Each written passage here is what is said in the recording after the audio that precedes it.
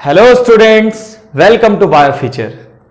Student, last class में हमने the living world first chapter का जो इनिशियल टॉपिक पे डिस्कस किया था और हमने देखा कि ग्रोथ, कल के टॉपिक में हमने देखा स्टूडेंट ग्रोथ के बारे में। ये ग्रोथ क्या होता है स्टूडेंट, ग्रोथ कैसे होता है, ग्रोथ कितने प्रकार के होते हैं, ऑल अबाउट ग्रोथ, सारी चीजें हमने कल क्लास में ग्रोथ के बारे में सीखा। और हमने ये जाना कि growth is not defining property, not defining character of the living organism. ये लिविंग ऑर्गेनिज्म का नॉट डिफाइनिंग प्रॉपर्टी है, कल हमने इसे जाना। स्टूडेंट, आज हम दूसरी नॉट डिफाइनिंग प्रॉपर्टी, यानी दूसरी नॉट डिफाइनिंग प्रॉपर्टी कौन है उसके बारे में डिस्कस करेंगे। तो पहला तो हमारा ग्रोथ हो गया, पर आज जो हम डिस्कस करने वाले हैं वो दूसरी नॉट डिफाइनिंग प्रॉपर्टी स्टूडेंट, वो है रिप्रोडक्शन। रिप्रोडक्शन, तो स्टूडेंट आज हम रिप्रोडक्शन पे डिस्कस करेंगे। अब आइए देखते हैं कि क्या होता है रिप्रोडक्शन।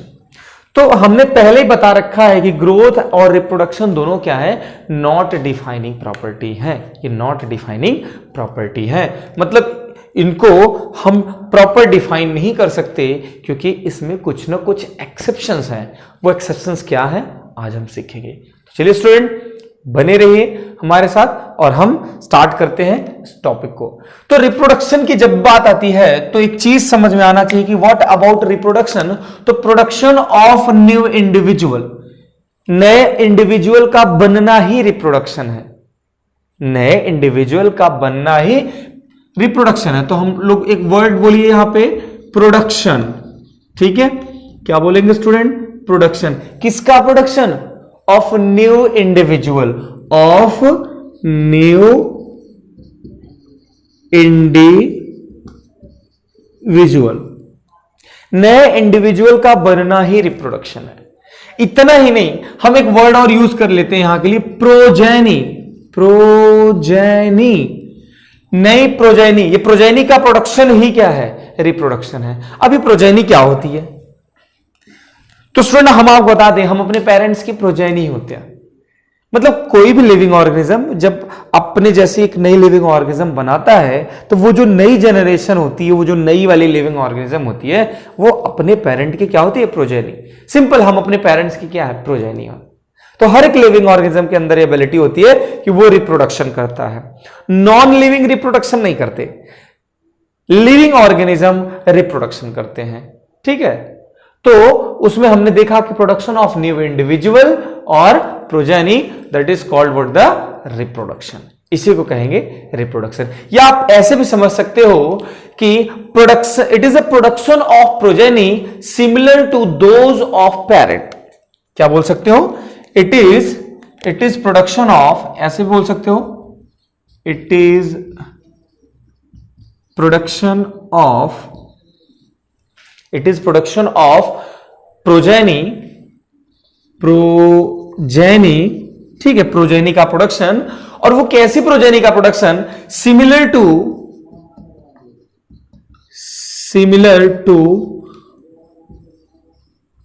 Those of parent. ठीक है, तो जो पेरेंट्स है स्टूडेंट, ठीक है, similar to those of parents, मतलब एक ऐसी प्रोजेनी का बनना जो कि सिमिलर हो किसके, अपने पेरेंट के, वो अपने उस पेरेंट के सिमिलर हो। तो इस कंडीशन में भी क्या होगा, ये रिप्रोडक्शन कहा जाएगा। तो कैसे भी आप समझ लो। ठीक है, यहां पे आप देख रहे हैं कि नई प्रोजेनी जो है बन रही है, नया इंडिविजुअल बन रहा है, इसे ही हम रिप्रोडक्शन कंसीडर करते हैं। तो स्टूडेंट, आई होप आपको डेफिनेशन समझ में आ गई होगी। क्या कि एक ऐसा प्रोसेस, एक ऐसी फिनोमिना जिसमें कोई भी लिविंग ऑर्गेनिज्म अपने जैसी ही लिविंग ऑर्गेनिज्म को बनाता है, उसकी ये जो क्वालिटी है, ये जो प्रॉपर्टी है लिविंग ऑर्गेनिज्म की, उसे ही क्या कहते हैं, रिप्रोडक्शन कहते हैं। तो स्टूडेंट, रिप्रोडक्शन की डेफिनेशन अब भूलना नहीं, नए इंडिविजुअल का बनना, नई प्रोजेनी का बनना ही क्या है, रिप्रोडक्शन है। बिल्कुल मत भूलना इस चीज को। ठीक है, आगे बढ़ते हैं रिप्रोडक्शन को लेकर के। स्टूडेंट अब बात यहां आप करते हैं कि अगर हम यूनिसेलुलर की बात करते हैं, यूनिसेलुलर की बात करें और मल्टीसेलुलर की बात करें, तो जनरली मल्टीसेलुलर की अगर हम बात करते हैं, मल्टीसेलुलर मैं यहां नोट कर दे रहा हूं, मल्टीसेलुलर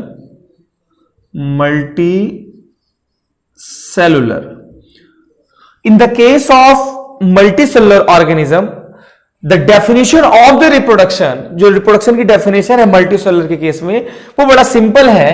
क्या कि ये जो मैंने अभी यहां पे डेफिनेशन लगाई, दरअसल ये मल्टीसेलुलर के केस में बराबर अप्लाई होगा। मतलब मल्टीसेलुलर केस में बोलेंगे कि production of progeny possessing feature more और less similar to its parent. Multicellular के केस में हम क्या बोलेंगे कि भाई मल्टीसेलुलर के केस में हम बोलते हैं, यहां पे मैं मल्टीसेलुलर के बारे में आपको पहले दिखा दूं ताकि आपको कंफ्यूजन ना हो। मल्टीसेलुलर, तो इसके लिए हम बोलेंगे कि प्रोडक्शन ऑफ प्रोजेनी,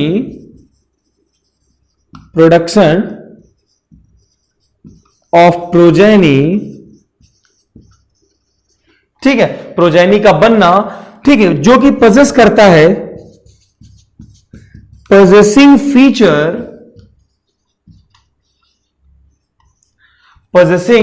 फीचर, कैसे फीचर, मोर और लेस सिमिलर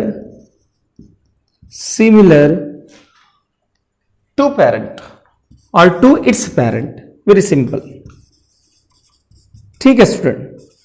अब ये बात आपको याद रखना है क्या कि मल्टीसेलुलर के केस में रिप्रोडक्शन की डेफिनेशन, ये भी मल्टीसेलुलर के केस में ही हमने दिया। सिंपल अगर आप समझे तो इतना है, चाहे यूनिसेलुलर हो चाहे मल्टीसेलुलर है, न्यू इंडिविजुअल बनेगा, नई प्रोजेनी बनेगी, ये दोनों के लिए अप्लाई हो जाएगा। पर स्पेशली अगर मल्टीसेलुलर के केस में रिप्रोडक्शन की डेफिनेशन देनी हो तो हम बोलेंगे प्रोडक्शन ऑफ प्रोजेनी का बनना, जो कि ऐसी प्रोजेनी का बनना जो कि पोजेस करता है ऐसे फीचर मतलब प्रॉपर्टी, कैरेक्टर, ऐसे फीचर पोजेस करता है जिसमें हम देख पा रहे हैं कि वो अपने पेरेंट के सिमिलर है, मोर और लेस, कम या ज्यादा। भाई भाई बहन होते हैं, अब एक ही पेरेंट्स के जो है बच्चे हैं, भाई बहन है, ब्रदर एंड सिस्टर, पर देखिए वो थोड़ा बहुत पेरेंट से वो मैच करते हैं, जो ब्रदर है जो सिस्टर है, दोनों अपने पेरेंट से मैच करते हैं, पर क्या पेरेंट के एग्जैक्ट होते हैं? नहीं। तो उनमें जो थोड़ा मोर और लेस सिमिलरिटीज होती है, that is called what, the sibling. तो हम लोग अपने पेरेंट की सिबलिंग टाइप की प्रोजेनी होते हैं, मतलब अपने पेरेंट की क्वालिटी तो रखते हैं पर एग्जैक्ट अपने पेरेंट की क्वालिटी नहीं रखते, मोर और less. That is the thing you have to remember here student, कि product of progeny which possess those type of feature in which you can observe more or less similarities to its parent, वो अपने parents के similarities कम या ज्यादा similar होगा, या simple one word sibling होगा। ठीक है स्टूडेंट, तो मल्टीसेलुलर के केस में ये डेफिनेशन दी जाती है, या आप ये वाली डेफिनेशन भी रिप्रोडक्शन की लगा सकते हैं। बात तो एक ही है, ठीक है। लेकिन अगर अब यूनिसेलुलर की बात आ जाए स्टूडेंट, अगर यूनिसेलुलर की बात आ जाए, यूनिसेलुलर के केस में बात करना हो, what are the definition of the unicellular.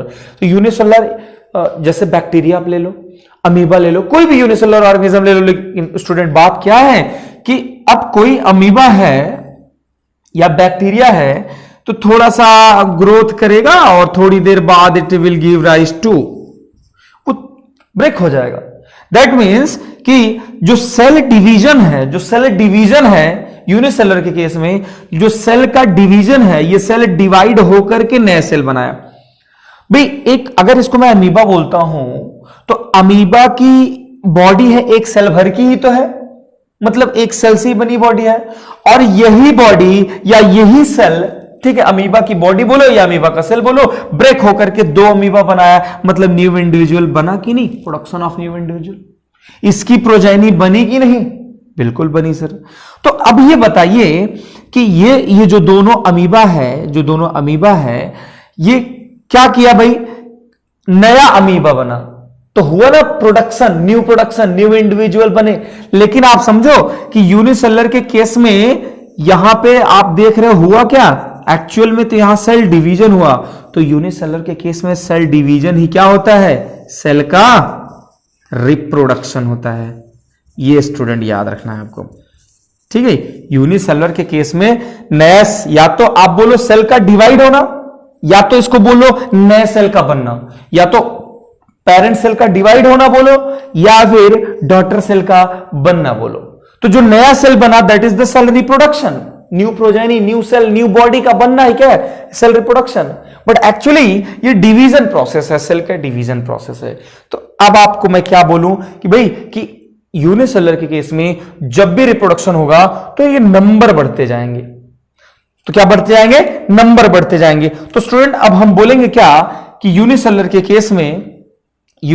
Case में हम क्या बोल सकते हैं कि increase in number of the cell, बोल सकते हैं ना।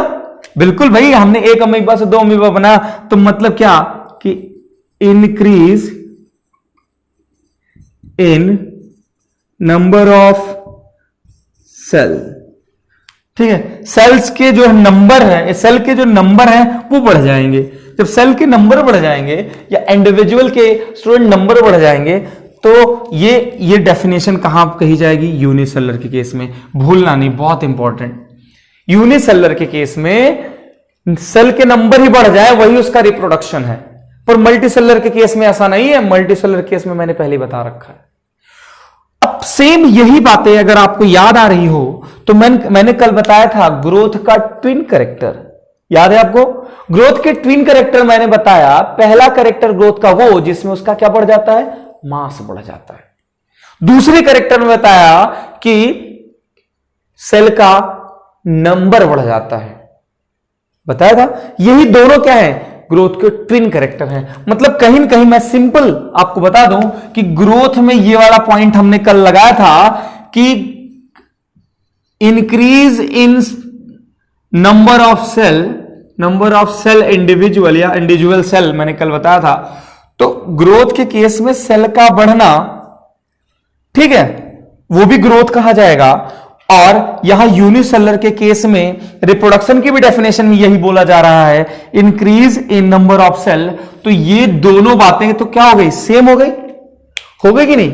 यानी in the case of unicellular the growth as well as reproduction are the same, ठीक है। यहां पर ग्रोथ और रिप्रोडक्शन सिनोनिम्स हैं, या फिर आप कहिए कि सेम है, एक ही बात है, लेकिन सिर्फ और सिर्फ यूनिसेलुलर के केस में। किसके केस में स्टूडेंट, यूनिसेलुलर के केस में। तो यूनिसेलुलर में ग्रोथ हो रहा है या रिप्रोडक्शन हो रहा है, दोनों एक ही बात है, ठीक है स्टूडेंट।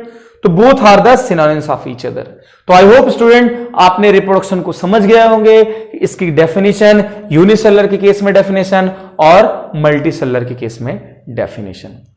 स्टूडेंट लेकिन अब मैं जो बता रहा हूं बहुत ध्यान से समझना, हम थोड़ा सा आगे ले चलते हैं चीजों को। आई होप आपने नोट कर लिया होगा इन चीजों को। लेकिन इसमें सबसे बड़ी बात क्या है कि जो रिप्रोडक्शन, अब हम रिप्रोडक्शन देख रहे हैं, तो रिप्रोडक्शन में एक चीज हमारे लिए जानना बहुत जरूरी होता है कि मैंने कहा कि सारे लिविंग ऑर्गेनिज्म रिप्रोडक्शन वाले फिनोमिना एग्जिबिट करते हैं, सारे लिविंग ऑर्गेनिज्म करते हैं, ठीक है। इस और नॉन लिविंग ऑर्गेनिज्म बिल्कुल, क्योंकि ये एक ऐसा फीचर है जो लिविंग में पाया जाता है, क्योंकि हम लोग प्रॉपर्टी तो लिविंग की ही पढ़ रहे हैं। लेकिन स्टूडेंट प्रॉब्लम क्या होती है कि these are the character which represent the livingness. Point बहुत ध्यान से समझना है जो पॉइंट मैं बोल रहा हूं। Growth and reproduction both are the property of the livingness. किसी भी ऑर्गेनिज्म की को यह बताने कि वो जीवित है, कोई लिविंग ऑर्गेनिज्म अगर हम ये कहें कि वो जीवित है, तो उसको जीवित बताने के लिए, लिविंगनेस बताने के लिए उसमें हमें यह कहना पड़ेगा कि उसमें ग्रोथ होती है, उसमें रिप्रोडक्शन होता है। तो पॉइंट ध्यान से सुनो, यही इंपॉर्टेंट है पॉइंट कि growth and reproduction are the property which represent the livingness of the organism, ठीक है। वो लिविंग ऑर्गेनिज्म की लिविंगनेस को शो करता है। अगर ये नहीं है प्रॉपर्टी, ये नहीं है प्रॉपर्टी, इसका मतलब वो लिविंग नहीं है। तो स्टूडेंट आइए थोड़ा सा देखते हैं क्या कि कुछ एग्जाम्पल मैं आपको बता रहा हूं। आपने सुना होगा mule, sterile human couple, worker B. Student ये जो 3 नाम मैंने लिखे हैं, और भी म्यूल, खच्चर, म्यूल वो जो है गधे और घोड़े का एक आर्टिफिशियल क्रॉस है ये। तो mule, sterile human couple, worker bee, these are the living organism. ये लिविंग ऑर्गेनिज्म है, बट किन्हीं कारणों से बेटा ये रिप्रोडक्शन करते ही नहीं, नेवर रिप्रोड्यूस, ये कभी नहीं रिप्रोड्यूस हुए, नेवर रिप्रोड्यूस, ये कभी रिप्रोड्यूस नहीं हुए। तो अभी क्या मान लू मैं, क्या ये नॉन लिविंग हो है?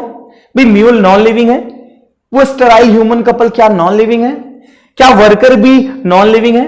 नहीं, पर रिप्रोडक्शन नहीं करते। और यहां मैं कह रहा हूं कि सारे लिविंग ऑर्गेनिज्म रिप्रोडक्शन करते हैं।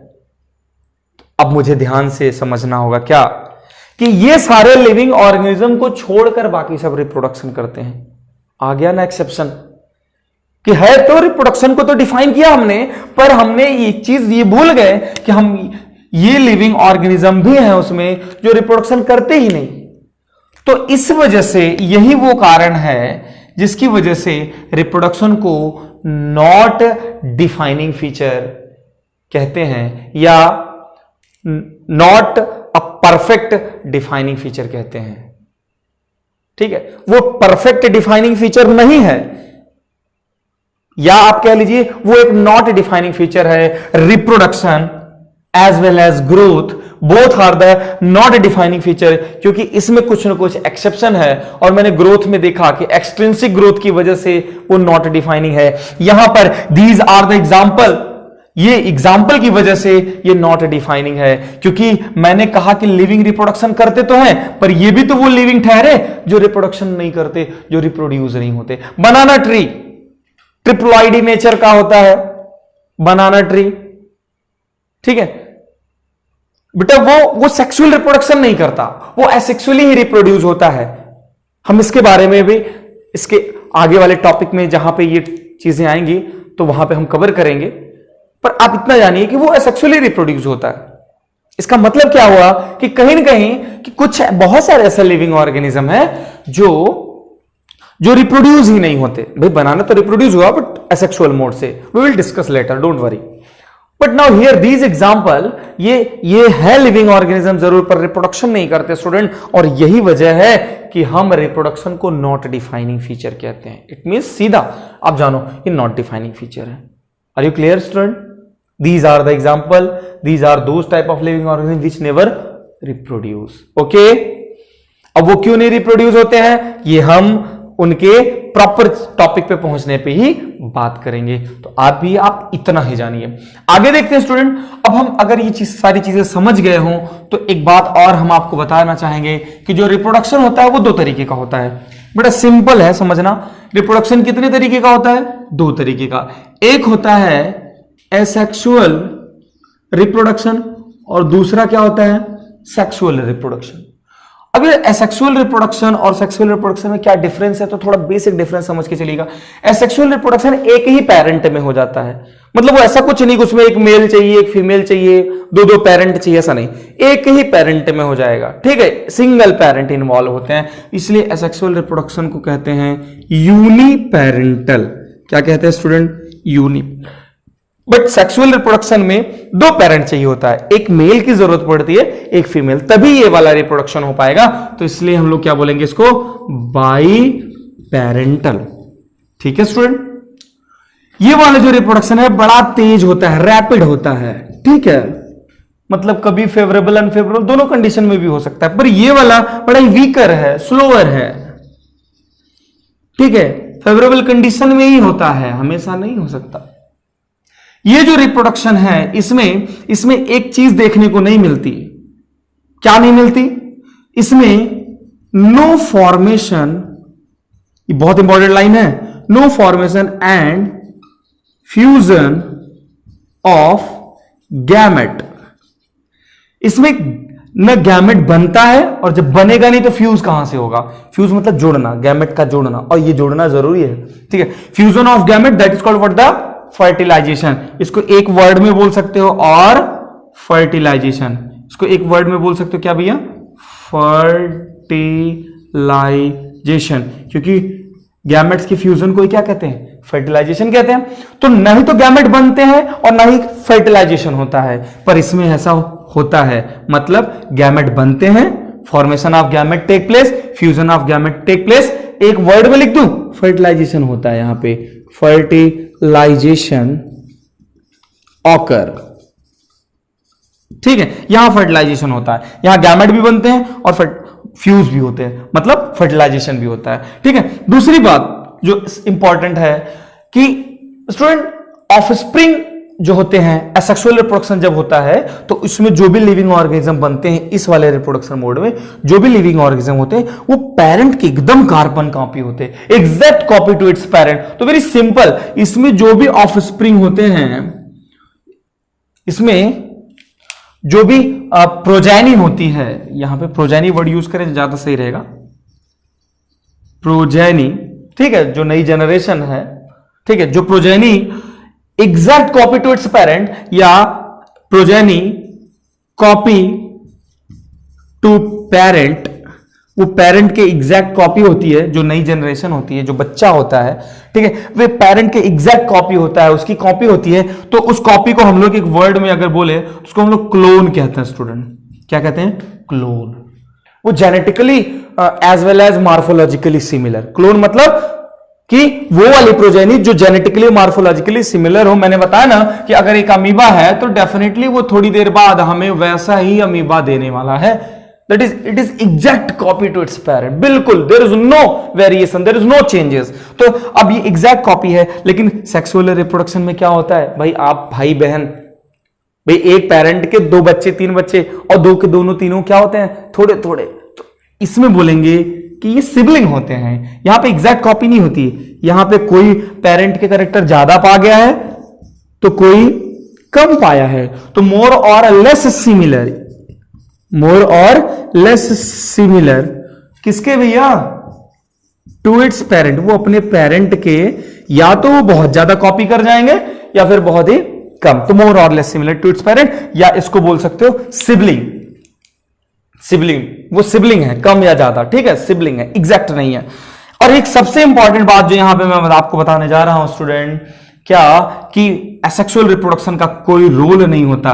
There is no role, there is no role in evolution, in speciation, ठीक है। स्पेसिएशन बोले तो नई स्पीसीज का फॉर्मेशन, इवोल्यूशन। ये चीज आपको बिल्कुल नहीं भूलना है कि एवोल्यूशन में एसेक्सुअल रिप्रोडक्शन का कोई रोल नहीं है, जबकि play an important role, play an important role, ठीक है, इन इवोल्यूशन, इन इवोल्यूशन, ठीक है स्टूडेंट। तो ये एवोल्यूशन में बहुत इंपॉर्टेंट रोल प्ले करता है। तो आज आपको मैं ये जो बात बता रहा हूं ये ध्यान से समझ लो कि सेक्सुअल रिप्रोडक्शन की वजह से ही नई स्पीसीज बनती है, सेक्सुअल रिप्रोडक्शन की वजह से ही इवोल्यूशन आता है, नए तरीके की जीव जातियां जो स्पीसीज हैं नए तरीके की उनका फॉर्मेशन होता है। सेक्सुअल रिप्रोडक्शन की चले तो वो अपनी कार्बन कॉपी बनाए, वैसे ही पेरेंट बनाए और नई जनरेशन, बिल्कुल। तो इसमें एवोल्यूशन में बड़ा ही निग्लेजिबल रोल होता है, बड़ा ही माइन्यूट रोल होता है, बहुत टाइम में थोड़ा बहुत ये चेंजेस कर पाते हैं, पर इसमें जो म्यूटेशन के चांसेस ज्यादा रहते हैं क्योंकि 2 पेरेंट है तो 2 पेरेंटों का जीन मिलता है, तो एक नई स्पीसीज बनने के या इफिशिएंट स्पीसीज बनने के चांसेस अच्छे होते हैं। तो it's play an important role in evolution. और आपको बता दो इवोल्यूटेड स्पीसीज, ये नई स्पीसीज इस नेचर में सर्वाइव करने के लिए ज्यादा बेहतर होती है, ठीक है। तो सेक्सुअल रिप्रोडक्शन मोड को नेचर ने ज्यादा चुना है हायर प्लांट्स में, हायर एनिमल्स में, ठीक है। ज्यादा मेजॉरिटी ऑफ लिविंग ऑर्गेनिज्म में ये पेरेंट चुना है ताकि एक नई स्पीसीज का कंटिन्यूएशन बनते रहे। तो student this is about the differences between the asexual as well as sexual mode of reproduction. Student अब इसको नोट कर सकते हैं। अब स्टूडेंट इसमें एक चीज हम और देख लेते हैं कि मोड ऑफ एसेक्सुअल रिप्रोडक्शन की अगर बात करें तो मोड ऑफ एसेक्सुअल रिप्रोडक्शन में कई मोड आ जाते हैं। ठीक है, बेसिकली हमें कुछ मोड तो जानना ही चाहिए। जैसे हमने बात कर लिया एसेक्सुअल रिप्रोडक्शन में कुछ स्पोर फॉर्मेशन की फिनोमिना आती है, कुछ फ्रेगमेंटेशन, रीजनरेशन, इस तरीके से चीजों को देखने को मिलता है। तो आइए देखते हैं कि एसेक्सुअल रिप्रोडक्शन में पहली सबसे चीज क्या है? पहली सबसे चीज है वो है बाई स्पोर एसेक्सुअल स्पोर। क्योंकि एसेक्सुअल वर्ड लिखा है मैंने, इसलिए मैं बोलूंगा बाई एसेक्सुअल स्पोर। अब सर मैंने एसेक्सुअल स्पोर क्यों लिखा? यस सर, सेक्सुअल स्पोर भी होते हैं जो स्पोर जो है क्या करते हैं, सेक्सुअल रिप्रोडक्शन में इन्वॉल्व हो, जो जाइगोट बनाने के लिए जिनका पर्पस हो, हम लोग उस पर भी बात करेंगे। पर यहां जानिए, जैसे आप कोनिडिया नाम सुना होगा आपने, कोनिडिया, ठीक है, एक्सोजीनस बडिंग करके। आपने जू स्पोर नाम सुना होगा, मोसाइल स्पोर विच कैन लोकोमोट, ठीक है। तो जू स्पोर, कोनिडिया, ये सब एसेक्सुअल स्पोर है, मतलब वो स्पोर जो है सेक्सुअल रिप्रोडक्शन में इन्वॉल्व हो, सिंपल। तो एसेक्सुअल स्पोर के जरिए रिप्रोडक्शन होता है। एग्जांपल आप बता दो फटाफट, कहां पे? एल्गी में, ठीक है, और कहां पे? फंजाई में, जो फंगस है उनमें भी देखने को मिलेगा। दूसरा और कौन सा मोड ऑफ रिप्रोडक्शन है? एक बड़ा फेमस है बडिंग। ऑलरेडी आपने 10th स्टैंडर्ड पढ़ के आए होंगे थोड़ा सा, पर कोई बात नहीं पढ़ के आए हो तो यहां तो सब कवर करेंगे, कुछ भी नहीं छूटेगा, यहीं पे सब सीख जाओगे आप। एक एक चीज ध्यान में रख के पढ़ाएंगे। चैप्टर फिनिश करने के बाद हम कुछ क्वेश्चन, टॉप क्वेश्चन भी लेके आएंगे, सेलेक्टेड क्वेश्चन, और हम उसको भी सॉल्व करेंगे। मतलब कंप्लीट प्रिपरेशन करेंगे, कुछ भी नहीं बचना चाहिए इसके बाद। बस नोट्स बनाते चलिए, रिवीजन करते चलिएगा स्टूडेंट। लेक्चर देखिए, नोट्स बनाइए, एक बार रिवीजन करिए, फिर आइए क्वेश्चन पे, देखते हैं 1 बाय 1 करके सारी चीजें। तो बडिंग की बात करते हैं। अब बडिंग क्या होता है? तो बड के जरिए बॉडी का फॉर्मेशन होता है। तो खास करके ये बडिंग आपको देखने के लिए ईस्ट में मिल जाएगी, हाइड्रा में देखने को मिलेगी, ठीक है, हाइड्रा में और ईस्ट में देखने को मिलेगी। तीसरा एक ले लेते हैं, third one is what? By fragmentation, ये वाला भी मोड मिलता है। मतलब एसेक्सुअल मोड कई हैं, ठीक है, तो कुछ तो हम जान ही लेते हैं यहां पे। फ्रेगमेंटेशन के जरिए ये रिप्रोडक्शन किस में होता है? तो मैं आपको बता दूं, जब फ्रेगमेंटेशन वर्ड दिखाई दे तो ये आपको किस में देखने को मिलेगा? कुछ एल्गियो में, नॉट एट ऑल एल्गी, कुछ एल्गियो में या कुछ फंगसों में या फंजाई में, ठीक है, या फिर प्रोटोनीमा। आप जानते होंगे, नहीं जानते तो जान लीजिए, protonema of moss plant, moss bryophyta को कहते हैं मॉस। तो मॉस प्लांट जो होते हैं उनका प्रोटोनीमा। तो आप समझ लो बेटा, ये प्रोटोनीमा क्या होती है? प्रोटोनीमा एक वो स्ट्रक्चर होती है जो डेवलप करके बाद में एक ब्रायोफिलम या ब्रायोफिटिक प्लांट का फॉर्मेशन करती है। ऐसा छोटा सा पहले स्पोर होता है, फिर बाद में ये डेवलप करके ऐसा थ्रेड लाइक फिलामेंटस स्ट्रक्चर बनती है, ठीक है। इट में भी ब्रांच एंड ब्रांच, इस तरीके से। तो this structure is called what? The protonema. बाद में यही प्रोटोनीमा डेवलप होकर के क्या करती है? एक मॉस प्लांट का फॉर्मेशन करती है। तो ये बात हम ब्रायोफिटिक प्लांट डाइवर्सिटी में हम देखेंगे। फिलहाल अभी हम ये जानेंगे कि protonema is a structure of the bryophytic plants, उसकी ओरिजिन प्रोटोनीमास होती है। तो मॉस प्लांट की प्रोटोनीमा कुछ एल्गी या फंगस में देखने को मिलता है क्या? फ्रेगमेंटेशन।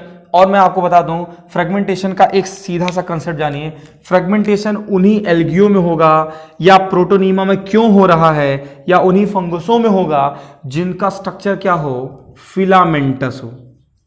क्या हो? फिलामेंटस। मतलब जो धागे जैसा स्ट्रक्चर है, चाहे वो हाइफी क्यों ना हो, फंगस में होती ना हाइफी, धागे जैसा, थ्रेड लाइक, ठीक है, तो वो फिलामेंटस स्ट्रक्चर में ही फ्रेगमेंटेशन होता है। और नेक्स्ट बात कर ले हम स्टूडेंट, नेक्स्ट फोर्थ नंबर पे। तो फोर्थ नंबर पे आप एक समझ लीजिए, एक true regeneration,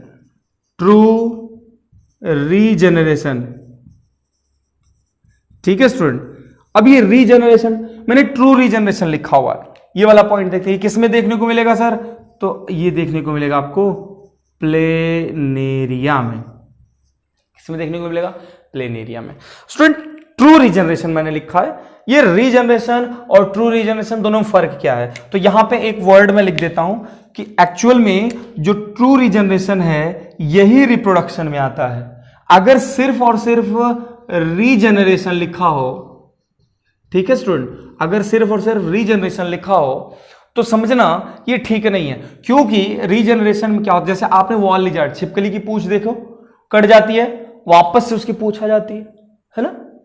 starfish starfish starfish, उसके आर्म ऐसे, ठीक है, ये टूट जाते हैं, ठीक है, बाद में फिर से ये रिपेयर हो जाते हैं, बन जाते हैं, ठीक है। तो ये क्या है कि इसका मतलब है, इसमें भी क्या हो रहा है कि रिपेयरमेंट ऑफ द टिश्यू, वो जो इसके टिश्यू जो डैमेज हुए हैं फिर से रिपेयर हो जा रहे हैं, बन जा रहे हैं, तो that is called what? The regeneration. हमारा लीवर सेल, आपने सुना वो लीवर बढ़ गया, तो लीवर सेल भी क्या होते हैं? रिपेयर होते रहते हैं, तो वो वहां पे होती है रीजनरेशन।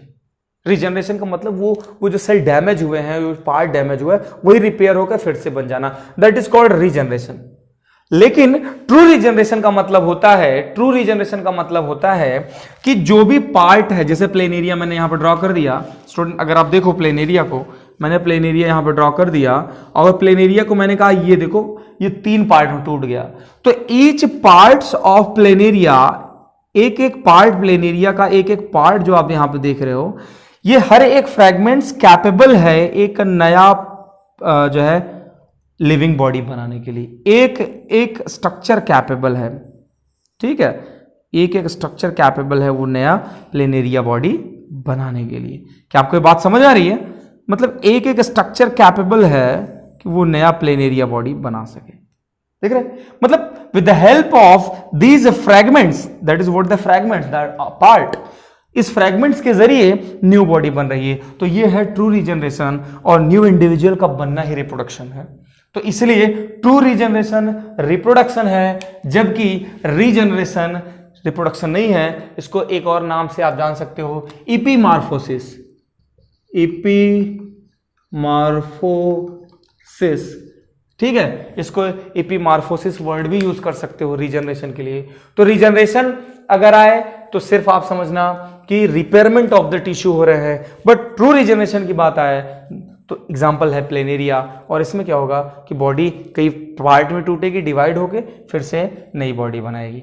तो स्टूडेंट ये सारी चीजों को हम डिटेल करेंगे, इनका अपना एक पर्टिकुलर चैप्टर है, हम उस चैप्टर में डिटेल करेंगे। फिलहाल इनिशियल लेवल पे हम द लिविंग वर्ड पढ़ रहे हैं, और उस लिविंग वर्ड में हमें लिविंग की प्रॉपर्टी जाने बगैर आगे बढ़ना ठीक नहीं है, क्योंकि हमें ये सारी बातें बार बार सुनने में आती रहेंगी बीच बीच चैप्टर में, तो इसलिए हमें ये सारी चीजें जान लेना जरूरी है। तो स्टूडेंट हमने अब तक 2 चीजें आपको सिखाई, ग्रोथ और रिप्रोडक्शन के बारे में। और स्टूडेंट ग्रोथ और रिप्रोडक्शन दोनों क्या है? दोनों नॉट डिफाइनिंग फीचर हैं। ये अब आपको क्लियर हो गया क्या है? ये नॉट डिफाइनिंग फीचर हैं, नॉट डिफाइनिंग प्रॉपर्टी है या फीचर हैं, कुछ भी आप कह लीजिए, ये नॉट डिफाइनिंग फीचर्स हैं। कौन? ग्रोथ और रिप्रोडक्शन, ठीक है। क्यों? क्योंकि हमने रिप्रोडक्शन में कुछ एक्सेप्शन देखे कि वो लिविंग है पर रिप्रोड्यूस नहीं होते।